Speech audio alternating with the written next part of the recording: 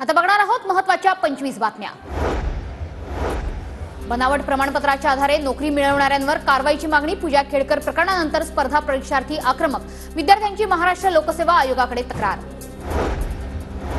राज्याच्या कौशल्य, रोजगार, उद्योजकता आणि नाविन्यता विभागामार्फत आचार्य चाणक्य कौशल्य विकास केंद्र योजना सुरू। राज्यातील 1000 नामांकित महाविद्यालयांमध्ये कौशल्य विकास प्रशिक्षण केंद्रांची स्थापना। नवी मुंबई कृषी उत्पन्न बाजार समितीत हिरव्या मिरचीच्या दरात घसरण। आवक जास्त झाल्याने मिरचीचा दर प्रति किलो 40 रुपयांवर। मुंबईतील फेरीवाला समितीत महिलांसाठी आरक्षण ठेवण्यात येणार। महिलांना फेरीवाल्यांनाही प्रतिनिधित्व मिळणार। 32,000 फेरीवाल्यांमधून 64 सदस्यांची निवड होणार।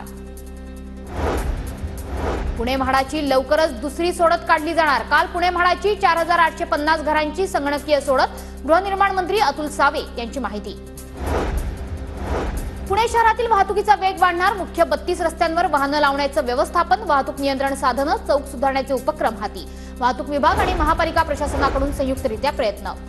तर मध्य रेल्वेच्या भुसावळ विभागात पुनर्विकासाचं काम सुरू। नागपूर विभागातून धावणाऱ्या 8 रेल्वे गाड्यांना फटका। बडनेरा नरखेड एक्सप्रेस, अमला नागपूर एक्सप्रेस, अमला नागपूर मेमो 22 जुलैला रद्द।